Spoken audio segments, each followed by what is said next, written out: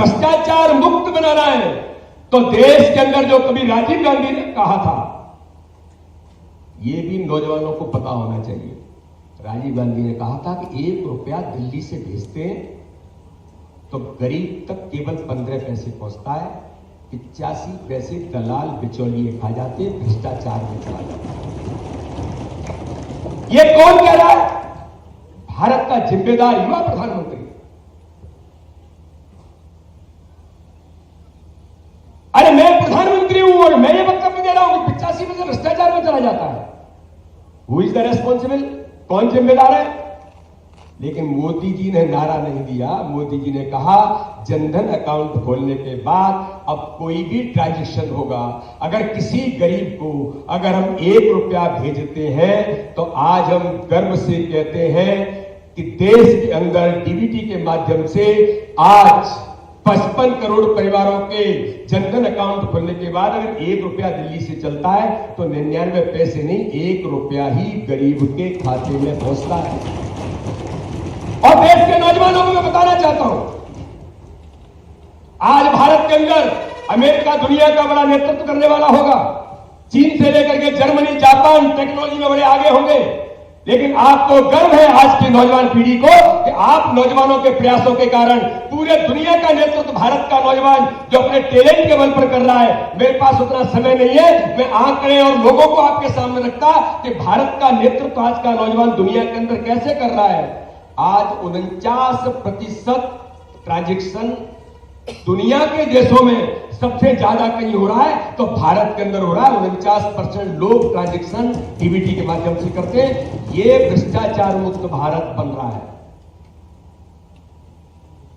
तो मेरे भाई और बहनों, आप सब नौजवानों को जो आज इमर्जिंग स्टेज में है, उस समय मोहन जी लाठी खा रहे थे, उस समय मैं जबलपुर में संगठन मंत्री था तो मुझे कहा गया एक बार मेरे ऊपर लाठीचार्ज हुआ, तो जहां पर मेरे ऊपर लाठीचार्ज हुआ जिस मालवीय चौक पर, तो मुझे कहा यहां पर शरद यादव पर लाठीचार्ज हुआ था, दोनों पैर तोड़ दिए थे 75 में। और सुभाष यादव को उस समय वहां के सांसद बने थे। बाद में बिहार में गए, बिहार में उन्होंने नेतृत्व किया। तो आप सभी जो नौजवान माननीय प्रधानमंत्री मोदी जी ने 2047 का जो विजन और जो संकल्प है वो ये कहते हैं कि देश के हर क्षेत्र में आज की पीढ़ी, ये 17, 18, 19, 20 साल के नौजवान जब उस अवस्था में होंगे और आज उस माइंड सेटअप पे होंगे कि मेरा भारत दुनिया का सर्वोच्च नेतृत्व करने वाला भारत बनेगा, इस संकल्प के साथ शुरुआत है। तो ये जो युवा संसद है, ये चित्र यहां पर मुझे लगता है कि आपके सामने प्रस्तुत नहीं किया है, लेकिन 50 वर्ष आपातकाल के उसमें दिखाए गए हैं कि देश के नौजवानों के सामने चित्र जाना चाहिए। उस समय देश के अंदर जो नेतृत्व करने वाले अटल बिहारी वाजपेयी जनसंघ के नेता के तौर पर, और मुखर आप जब बोलोगे आज तो अटल जी आपको याद आएंगे। अटल जी को जेल के अंदर डाल दिया था और उस अटल जी को जेल के अंदर डाल करके जब लोकतंत्र की ऐसे नौजवानों को बंधक बना करके जब जेल के अंदर भेज दिया था, वो अटल जी का भी ये वर्ष 100वां वर्ष है, जन्म शताब्दी वर्ष है। और अटल बिहारी वाजपेयी जब उन्होंने 1980 में भारतीय जनता पार्टी की जब स्थापना की जनसंघ के बाद, तो मेरे नौजवान साथियों, अटल जी ने मुंबई के अधिवेशन में कहा था, अंधेरा छटेगा, सूरज निकलेगा और भारत के अंदर कमल खिलेगा।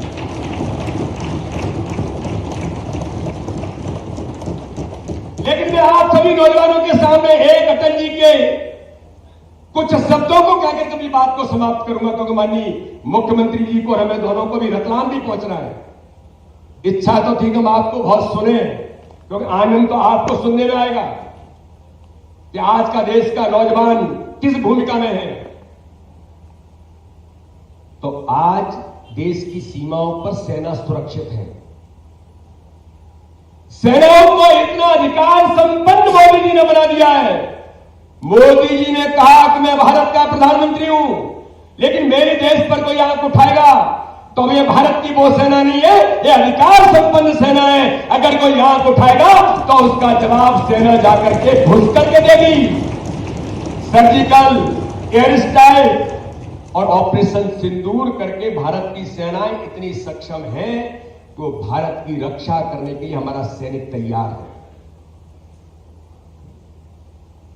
ये वो भारत है आज का नया भारत, किस भारत की आर्थिक कि जो भारत 15वें स्थान पर 11वें स्थान पर था, आज आर्थिक दृष्टि से भारत दुनिया के अंदर चौथे स्थान पर आकर के आर्थिक तौर पर भी गति करने का काम कर रहा है। लेकिन जरूरत किस बात की? जरूरत इस बात की जो माननीय प्रधानमंत्री जी की कल्पना है, आप युवा नौजवान साथियों को एक कंस्ट्रक्टिव अप्रोच के साथ आप आगे कैसे बढ़े।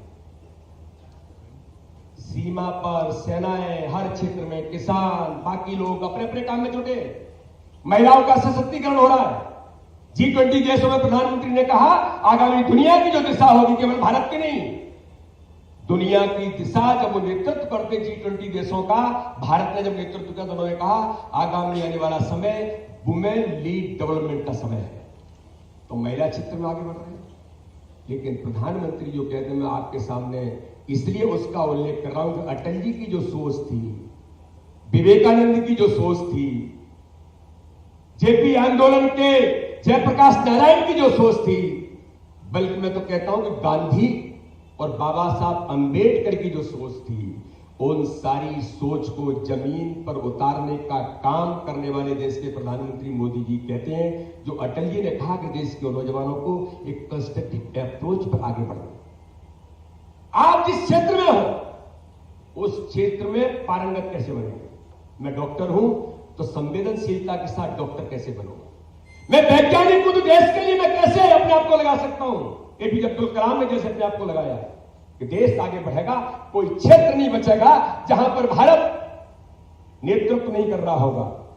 तो मेरे बहनों और भाइयों, मेरे नौजवान साथियों, अटल जी ने जो कहा वो कुछ लाइन में कह करके अपनी बात को समाप्त करूंगा। अटल जी ने कहा अपनी कविता में, उनकी जन्म शताब्दी वर्ष है, भारत के दुनिया के लोकप्रिय नेता रहे, एक हाथ में सृजन कंस्ट्रक्टिव अप्रोच, एक हाथ में सृजन, दूसरे में प्रलय लिए चलते हैं, सभी कीर की ज्वाला में जलते, हम अंधियारे में जलते हैं। और अटल जी क्या कहते हैं, आंखों में वैभव के सपने, मेरा देश कैसा होगा, मेरा मध्य प्रदेश कैसा होगा। ये जो विजन है, जो अब्दुल कलाम ने कहा कि युवा को ड्रीम्स जब तक नहीं देखेगा, जब वो सपने नहीं देखेगा तो वो अपने बारे में विचार क्या करेगा। तो अटल जी कहते हैं आंखों में वैभव के सपने और पग में तूफानों की गति हो। ये किसके में हो सकती है? पगों में तूफानों की गति किसी में हो सकती है तो नौजवानों के अंदर ही हो सकती है। आंखों में वैभव के सपने, पग में तूफानों की गति हो। और अटल जी क्या कहते हैं उस समय के परिप्रेक्ष्य में कि आंखों में वैभव के सपने, पग में तूफानों की गति हो, राष्ट्र सिंधु का ज्वार न रुकता। तो उस समय की परिस्थिति में उन्होंने कहा। लेकिन मोदी जी के आज के नेतृत्व कहते विकसित भारत का संकल्प नहीं रुकता, राष्ट्र सिंधु का ज्वार न रुकता, आए जिस जिसमें हिम्मत हो। जय हिंद, जय भारत, भारत माता की जय।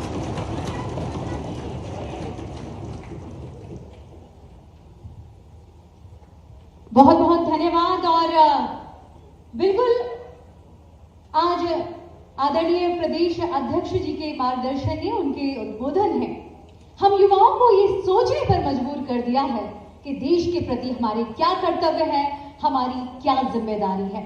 और निश्चित रूप से आज ये सही समय है जब हम यहाँ ये संकल्प लें कि विकसित भारत की परिकल्पना में हम उसे साकार करने के लिए अपना संपूर्ण योगदान देंगे।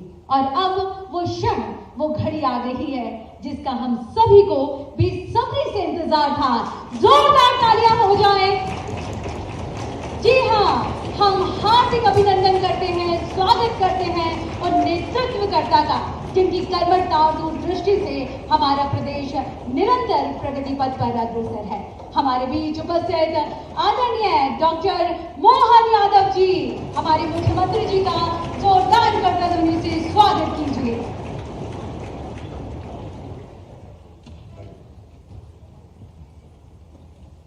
भारतीय जनता युवा मोर्चा द्वारा आयोजित यूथ पार्लियामेंट के आज के इस आयोजन में, जिसका सब्जेक्ट इमरजेंसी है, आपातकाल है, और ऐसे इस आयोजन में युवा मोर्चा के इस पूरे आयोजन को संचालित करने के लिए राष्ट्रीय नेतृत्व भी यहाँ है, प्रदेश का नेतृत्व भी है। और मुझे इस बात की प्रसन्नता है, हमारे माननीय सांसद और यशस्वी अध्यक्ष जी ने विस्तार से सारी बात कर दी। माननीय विष्णुदत्त शर्मा जी, जिनका मैं स्वागत करता हूं, अभिनंदन करता हूं।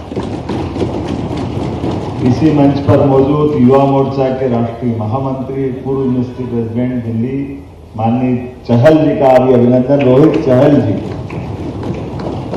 हमारे युवा मोर्चा के प्रदेश अध्यक्ष, युवा नेता, आंखों में वैभव के सपने, जोरदार अभिनंदन वैभव भाई को।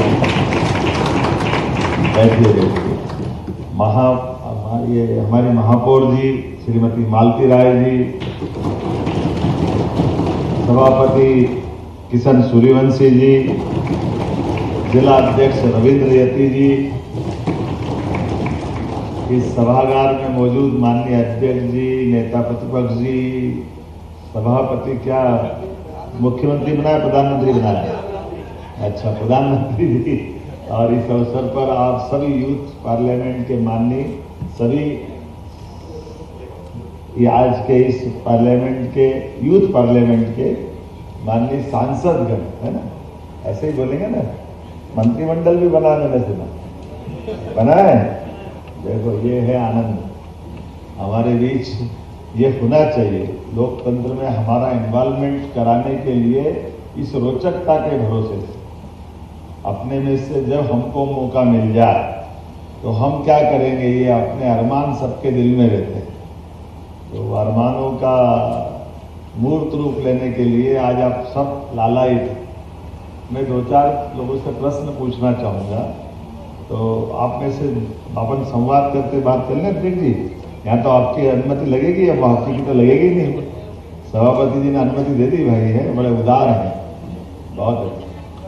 मैं ये पूछ रहा हूँ कि आपातकाल के 50 वर्ष हुए और आज इस पे क्यों बात करने, क्या जरूरत है इसकी बात करने की? नेता प्रतिपक्ष से पूछ लेते हैं। मेरा ये मानना है, सबसे पहले आपको अभिवादन माननीय मुख्यमंत्री जी। मेरा ये मानना है, एक मिनट में थोड़ा संशोधन कर दो, या अध्यक्ष को संबोधित करके बात कर लो ना। ये सेक्रेटरी महोदय हैं, अध्यक्ष जी अब जाएंगे।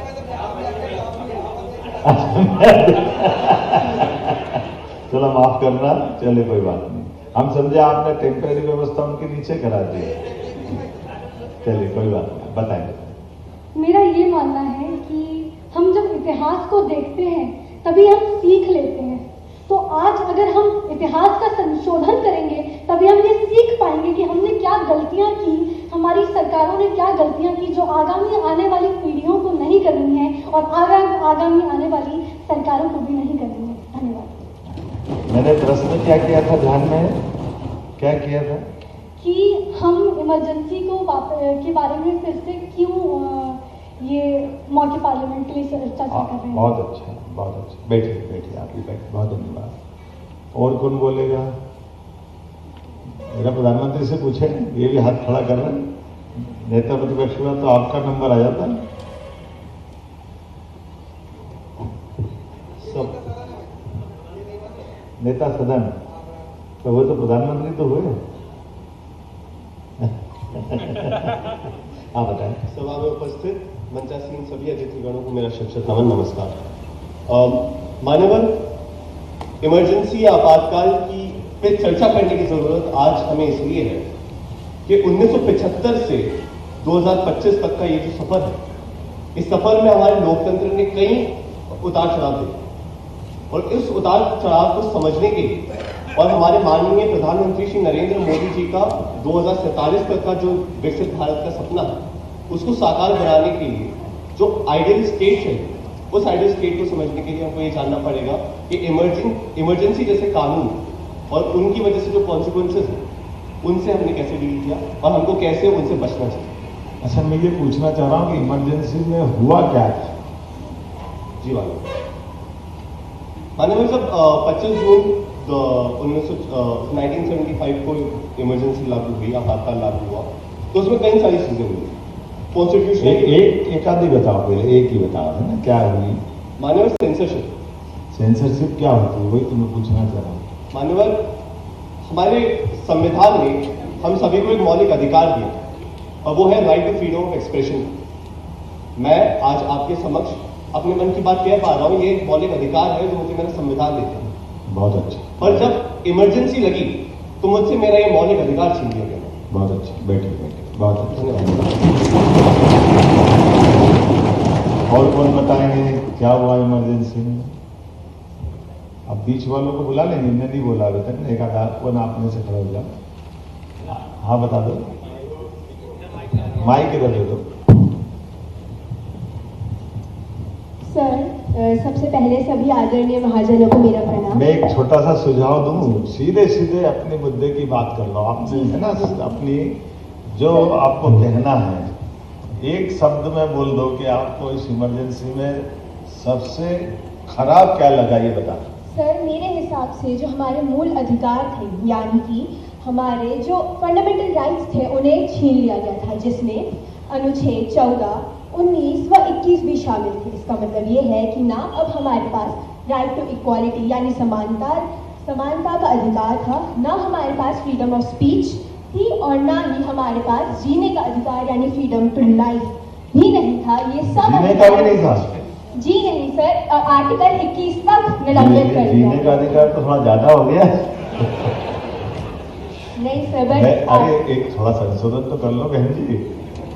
क्या है, जीने का अधिकार जेल में दे दिया है घर से उठा के। Yes. लेकिन जीने का अधिकार तो था भैया, कोई गलत तो नहीं है। जीने का अधिकार नहीं मतलब सबको मृत्यु दंड दे दिया, ऐसा तो नहीं लग रहा ना? नहीं सर, बट जब न्यायपालिका को नहीं, कोई बात नहीं, आपके लिए ताली बजाओ, बहुत अच्छा बोल रहे हैं।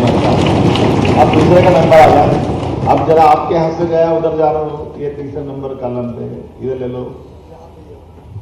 जो खराब लगा वो क्या था, छोटे से मैं बोलूं, बहुत लंबी छोटी बात बोलने में थोड़ा सा ऐसा लग रहा है कि आप बहुत ज्यादा पढ़ के आए हो। पढ़ के तो बहुत अच्छा है, लेकिन अब अपने मन की बात बता दो।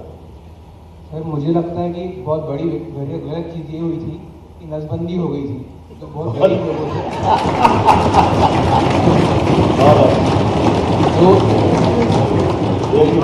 लोगों की मर्जी के खिलाफ लोगों की नसबंदी करा दी गई और उसके बाद चलिए, आपने बहुत अच्छा ये इसने ठीक कहा। ये नसबंदी यानी जनसंख्या नियंत्रण एक विषय हो सकता है, लेकिन जनसंख्या नियंत्रण के आधार पर कई लोगों के साथ जो अन्याय कर दिया वो बहुत बड़ा विषय बना था। उस समय मैं आपको अभिनंदन करता हूँ। लोग मजाक भले समझ रहे, लेकिन तुमने अच्छा विषय उठाया, कोई बात नहीं, बहुत अच्छा। क्या नाम था आपका? अनंत, वाह बहुत अच्छा। और इधर इसको दे रहे हैं, एक कुर्ता पजामा ले रहा, नेताजी को लाओ अच्छे सामने, बहुत अच्छा। मान्यवर, जो सबसे गहरा और सबसे इंपॉर्टेंट विचार जो था इमरजेंसी में जिसका उल्लंघन हुआ वो था जुडिशरी का कॉम्प्रोमाइज हो जाना। मानिए कि अगर सरकार कोई फैसला लेती है उस पर आपको जस्टिस कौन देगा? जुडिशरी। जब जुडिशरी कॉम्प्रोमाइज हो गई इमरजेंसी में तो ये साफ था कि आपको न्याय नहीं मिलने वाला है। नहीं तो कैसे हुई, एक कुछ उदाहरण दे दो ना, क्या हुई? मान्यवर, सबसे पहले तो जब केशवानंद भारती जी का केस हुआ उसमें जब सरकार को फैसला रास नहीं आया तो इसमें बेसिक स्ट्रक्चर डॉक्ट्रिन दिया गया, जिसमें कोर्ट्स को यह अधिकार था कि वो उन कानूनों को निलंबित कर सकते हैं जो संविधान में जो पार्ट 3 है हमारा। बहुत अच्छा, बैठ जाओ, है ना, बहुत अच्छा। अब आगे बताओ भैया, कौन बोलेगा? अरे आप थोड़ी बोलोगे, आप तो सच्ची हो। चलो इनसे ही पूछ लो यार एक बार, चलो ले लो।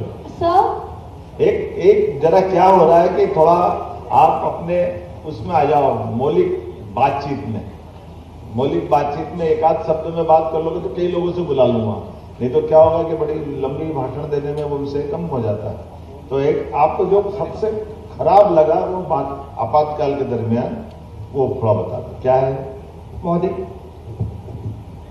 जब आर्टिकल 300 मानने की बात की जाती है, लेकिन उसमें 3 बिंदु थे। उन 3 बिंदुओं में से किसी एक भी बिंदु पर उस समय चर्चा नहीं गई, लेकिन उसके बाद भी उस समय इमरजेंसी लागू कर दी गई। ये सबसे घिनौनी बात मुझे लगी। बहुत कोई बात नहीं। और आगे कौन बता रहा है? अरे खड़े होकर थोड़ी बैठ के हाथ करो ऊपर। हाँ,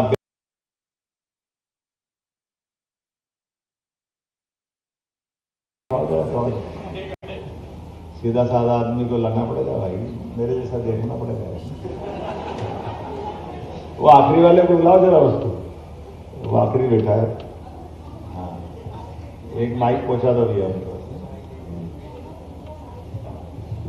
मेरे वो जरा, हाँ माननीय, उसमें सबसे महत्वपूर्ण चीज और जो सभी को लगना चाहिए बुरी, क्योंकि प्रधानमंत्री जो होता है कोई भी निर्णय लेता है तो उसे अपनी कैबिनेट से पहले मंजूरी लेनी पड़ती है, कैबिनेट की बैठक लेनी पड़ती है। पर इंदिरा गांधी ने बिना कैबिनेट की बैठक के डायरेक्ट निर्णय लिया और राष्ट्रपति जी के माध्यम से उसको पारित करवा दिया। वाह, क्या नाम आपका? सर समीर सेन। समीर सेन जी। क्या करते हो आप? मैं युवा मोर्चा में नगर महामंत्री सर सी हूँ। और पढ़ते लिखते हो कि नहीं? हाँ सर, पढ़ते लिखते हैं। तो क्या करते हो वो भी तो बता दो। पॉलिटिक्स से करा सर मैंने। बहुत ठीक है। बहुत अच्छा, धन्यवाद। बहुत अच्छा। और आगे सर नमस्कार। सर यहाँ पीछे अंतिम पंक्ति वाला व्यक्ति। अरे तुम का अंतिम वाले बैठो, अभी जब तुम बड़े पक्के नेता हो। Thank you. चलो बोल ही दो यार, कोई बात नहीं। नाम बता दो। सर मेरा नाम विवेक भास्कर है, मैं निवाड़ी जिले से आया हूँ, जहाँ सर आपको कल जाना है। अरे भाई सर पक्की तैयारी से आए हो। अब तुमसे संभल के बात करना पड़ी, कल मेरा घेराव मत कर लेना। सर मेरा मानना ये है कि व्यक्तिगत स्वार्थ को देश में आंतरिक अशांति बता देना ये देशद्रोह था, और इस द्रोह के कारण के आपातकालीन जब इस देश पे लगाया गया तो इस देश में एक बहुत बड़ी विसंगति ये हुई कि जिन लोगों ने इस देश की आज़ादी का स्वप्न अपनी आंखों से देखा था, उन्हीं लोगों को जेल में बंद कर दिया गया, उनके साथ क्रूरता की गई, बर्बरता की गई, नसबंदी हुई, और जो इस देश में अरे भाषण लंबा हो गया। सबसे खराब क्या लगा ये बता दो एक शब्द में। सर मुझे सबसे खराब ये लगा कि नसबंदी हुई और संविधान। अरे वो तो हो गई पहले, अब तो आप जो आगे बढ़ाओ। दूसरा आप और कोई जो विषय छूट गया वो बताओ। सर एक अतिरिक्त आग्रह ये कर रहा हूँ। अब हो गया, आप तो कोई आपको एक आध आइटम बताना तो बता दो। देखो प्रधानमंत्री जी आपके दल के लोग मानते ही नहीं है। सर मेरे जिले में विधि महाविद्यालय हो जाए, मेरा आपसे अंतिम आग्रह है सर। अरे ये कहाँ से हो गया बीच में? ये विधि महाविद्यालय हो गया। बहुत धन्यवाद, जरूर करेंगे, है ना, चिंता मत करो। हाँ मंत्री जी प्रणाम। आप सभी को नमन करता हूँ। मुझे जो सबसे खराब चीज उसमें लगी, उसको मैं सिर्फ 4 अपनी कविता की पंक्तियों से बताऊंगा। तुम कवि हो क्या? नहीं, मैं सिर्फ 4 लाइन बताऊंगा। हमने तो सांसद ढूंढा था कि धीमी धीमी चाल ये भूचाल हो गई थी, धीमी धीमी चाल ये भूचाल हो गई थी, हाथ की कलम कहीं उदार हो गई थी, ये तिरंगा किसी का रुमाल हो गया था और व्यवस्था कहीं गुलाम हो गई थी। इसलिए चले थे इंकलाब के लिए और हम जले थे आफताब के लिए। अब ये मेरे को ये समझा दो कि आपने इसमें एक बात क्या बोली। एक बात ये हुई सर के पूरी तरह से कविता में घूम गया लंबा चौड़ा। पूरी तरह से जो व्यवस्था है वो पूरी ठप हो गई थी। कई लोगों को जेल में डाल दिया गया, पत्रकारों के अधिकार छीन लिए गए। अब मैं कभी नहीं हूँ ना, मेरे पल्ले नहीं पड़ी थी, इसलिए मैंने पूछा। चलो इधर वो कौन उठाएगा हाथ? एक कोई मासूम चेहरा कौन दिख रहा है? ये भैया बुलाओ, ये भैया दिखवा रहे। हाँ ये देखो, ये बहुत नमस्कार, प्रणाम मुख्यमंत्री महोदय। सर उस टाइम में मुझे जो सबसे गलत लगता है कि जो छात्र नेता जिन्होंने सर की उनका विरोध किया था उस समय की सरकार का। अरे सरकार का विरोध क्यों करा? सरकार ने क्या करा पहले ये बताओ ना। सर उन्होंने जो इमरजेंसी रूल अप्लाई किया था। इमरजेंसी रूल क्या अपना है? सर बोलने की जो आजादी होती है वो छीन ली। ये तो इतनी बार बोल लिया सब। दूसरा कोई विषय बताओ जो अभी। जी सर, जो उनको जेल में बंद कर दिया गया था सर, वो गलत था छात्रों को। अच्छा, जो खुले थे उनके लिए क्या कर रहे थे? जेल में बंद कर दिए तो ठीक है, लेकिन जो खुले थे उनके लिए भी कुछ था ना। कोई बात नहीं, चलो है ना, आगे आगे बताओ। और कोई भी हाँ ये हाँ बहुत देर हो गई, जरा बहन जी बुला लो। सर, सबसे पहले आज हमारे देश में विपक्ष के कई नेता बोलते हैं कि देश में तानाशाही आ गई है, लोकतंत्र खतरे में है, संविधान खतरे में है। वो ये भूल जाते हैं कि आपातकाल के टाइम पर न जाने कितने बड़े विपक्ष के नेता को अकारण गिरफ्तार कर दिया जाता, चाहे वो अटल बिहारी वाजपेयी हो और चाहे वो लाल कृष्ण आडवाणी। बहुत अच्छा, बहुत अच्छा। नाम बहन जी आपका? कृति राजपूत है। आकृति राजपूत। आकृति, बहुत अच्छा, बहुत अच्छा। अब कौन बताएगा? चलिए टोपी वाले को दे दो, हिमाचली टोपी बढ़िया दे उनको भैया।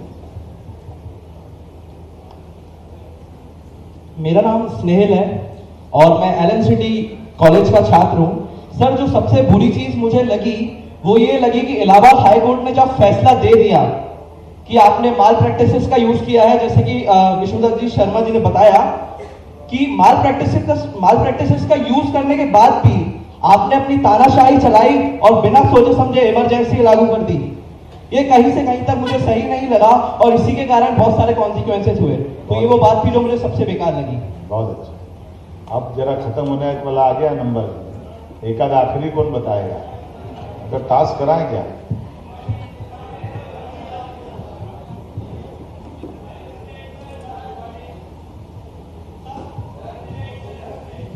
तुम होशियार गुरु, माइक पहले हाथ में ले रहे हो, हाथ ऊंचा कर रहे हो। चलो कोई बात नहीं। धन्यवाद सर।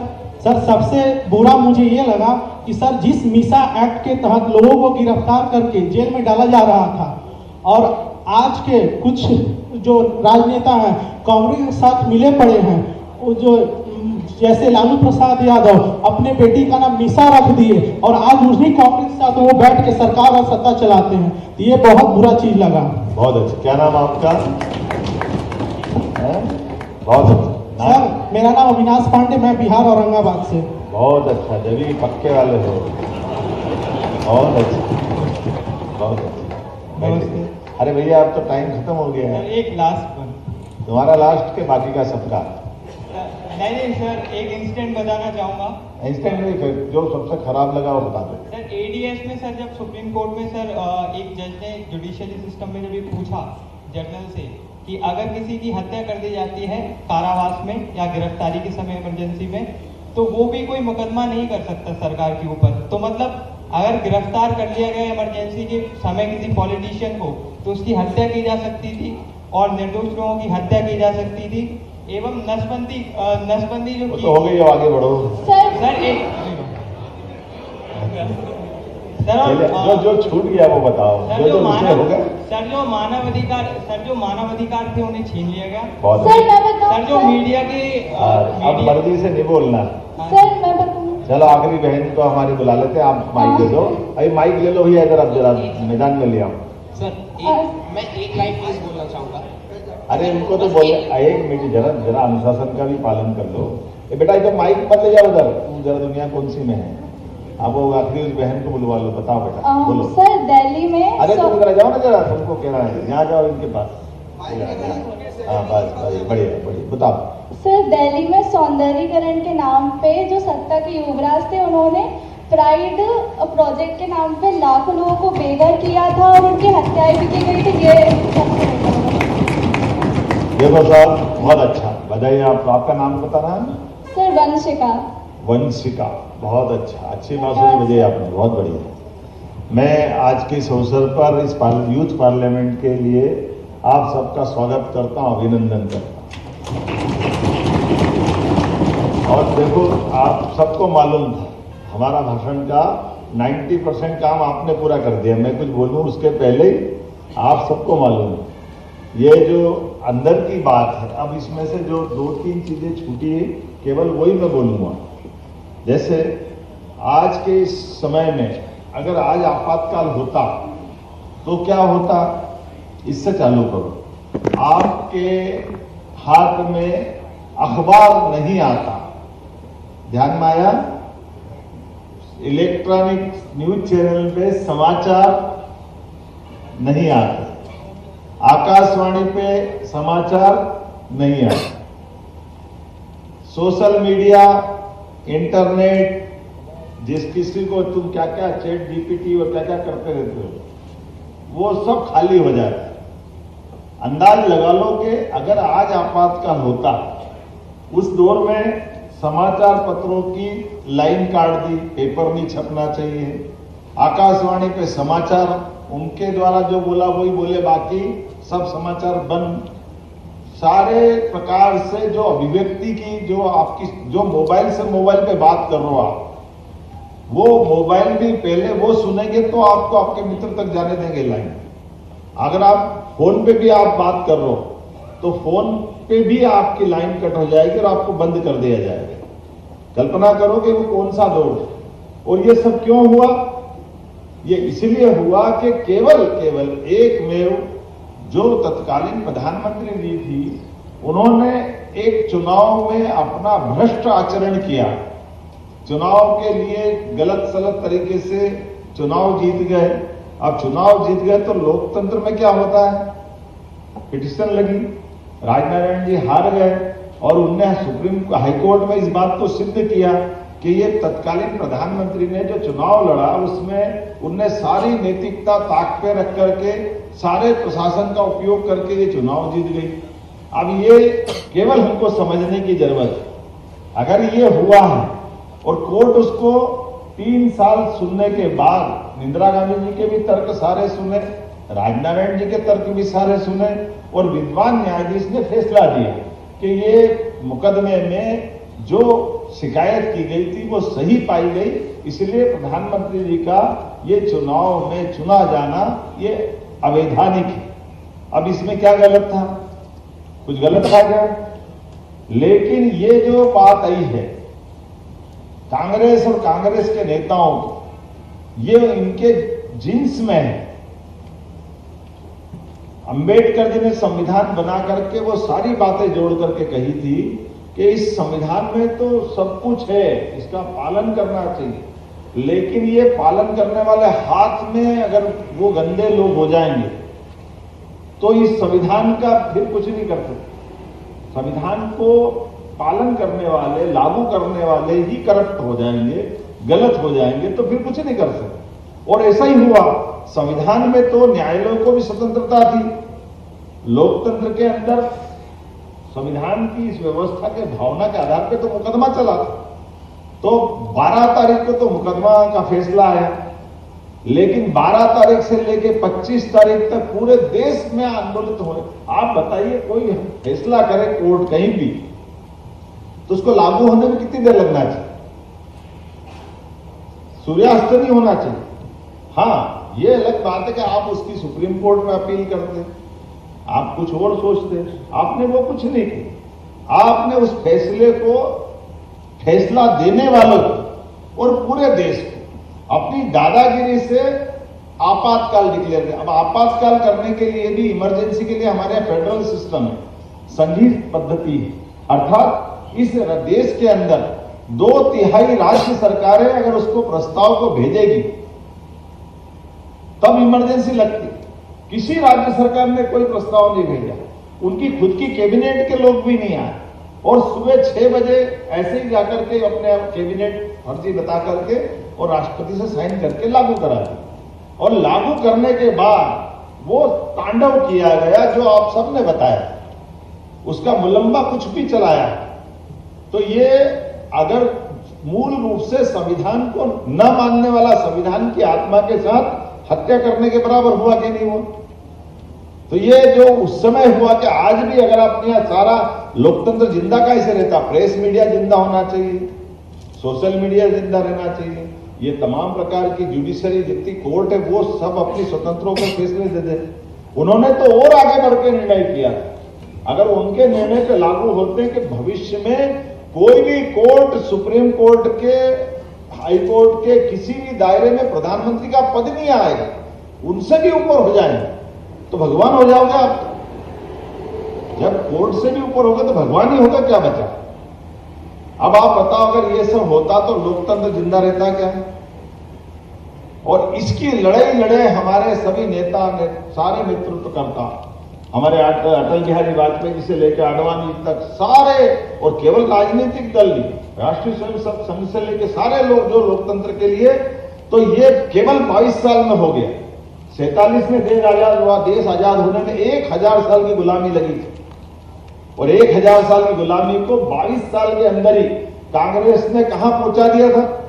अब अपने देश और देश के आसपास की तरफ देखो निगाह डाल के, अगर हमारे लोग वो लड़ाई नहीं लड़े होते तो आज पाकिस्तान में क्या हो रहा है, बांग्लादेश में क्या हो रहा है, श्रीलंका में क्या हो रहा है, पूरे देश और दुनिया के आसपास की निगाह डालोगे तो आपको तुलना मिल जाएगी। हमने ये जो लड़ाई लड़ी है, ये भाजपा, जनसंघ, संघ सबने मिलकर सच्चे अर्थ में लोकतंत्र की लड़ाई है। और अब उसका आगे देखो, ये जो हमने उस समय देखा था, उनके वंश के आगे बेटे क्या करते हैं, 3 तलाक का फैसला हुआ है, बहनें बैठी है यहाँ पर, कोई भी बेटी का विवाह होके जाए, 2 बच्चे 3 बच्चे हो जाए, वो केवल तलाक करे और बाय बाय हो जाए, कितना खराब निर्णय है। जिस माँ बाप की बेटी घर से जाती है, उसकी आत्मा से पूछो, जिस बेटी पे गुजरे उसके ऊपर बीती हुई बात क्या होगी। लेकिन दुर्भाग्य के साथ कहना पड़ रहा है, ऐसे खराब कानून को आमतौर पर मान के चले पॉलिटिकल पार्टी डिसाइड नहीं कर पाती, तो कोर्ट ने निर्णय कर दिया, सुप्रीम कोर्ट ने।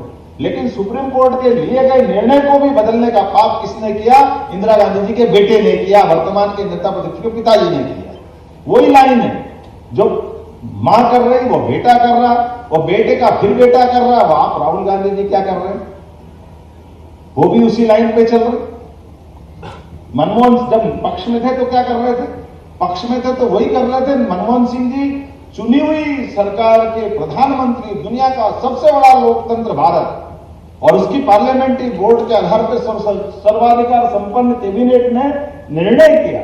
उस कैबिनेट के निर्णय को फाड़ करके मनमोहन सिंह के मुंह पे फेंकने का काम कौन कर रहे हैं, वापस वही कांग्रेस के लोग कर रहे हैं। और इनके माध्यम से अब फिर दूसरी नाटक, जब अपोजिशन में आ गए तो संविधान खतरे में, क्योंकि इनके भ्रष्टाचार के आरोप लगे। तो जो दादी ने नहीं माना था, वापस ये कह रहे हैं। जब इन पे ये आरोप चल रहे हैं और सब पे जब जमानत के मुकदमे चल रहे हैं, तो ये कह रहे हैं कि तानाशाही हो गई, तानाशाही हो गई कि लोकतंत्र आ गया। आपके ऊपर छोड़ता हूं, तानाशाही आई। अगर कोर्ट, तो कोर्ट के लिए तो सब बराबर है, राजा हो या रंग, अपोजिशन वाला हो या पक्ष वाला, सबके लिए बराबर है। अगर उन पे मुकदमे चल रहे हैं तो ये मोदी जी गलत कर रहे हैं क्या, लोकतंत्र में होना चाहिए कि नहीं होना चाहिए। और बताओ, अब ये चुनाव हार गया तो मशीन खराब, और चुनाव जीत जाए तो यहां तो ठीक है, वहां गड़बड़ है।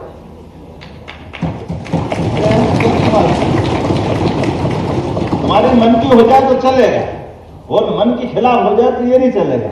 तो मैं आज आपके बीच में ये इसलिए बात कर रहा हूं कि लोकतंत्र की हमारे इस देश के अंदर जड़ें हजारों साल से, और हजारों साल में मैं आपको 2-3 नाम बताऊंगा केवल।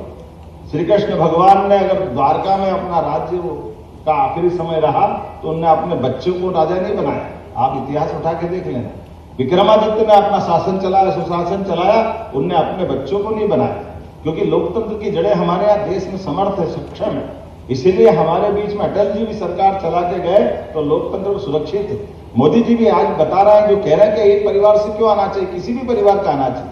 इसलिए गाय वाला यहाँ और देश में चाय वाला प्रधानमंत्री मुख्यमंत्री बन गया, ये लोकतंत्र की वजह है। तो आज अपने ये युवा संसद के माध्यम से, आप सबके माध्यम से, आज भले आप प्रतीकात्मक रूप से विभिन्न पदों पे विराजमान हैं, मैं आपको शुभकामना देता हूं। अपने अपने योग्यता और क्षमता से चलो। पार्लियामेंट का द्वारा दिया गया कानून प्रदत्त अधिकार, माननीय प्रधानमंत्री के नेतृत्व में लोकतंत्र भी सुरक्षित है, संविधान भी सुरक्षित है, और आपके माध्यम से भारत अनंत यात्रा पे आगे बढ़ता रहेगा, दुनिया के अंदर अपने प्रदर्शनी, अपनी उपस्थिति दर्ज कराता रहेगा। मेरी अपनी ओर से युवा मोर्चा के इस बहुत अच्छे आयोजन को बधाई, बहुत बहुत धन्यवाद। भारत माता की जय।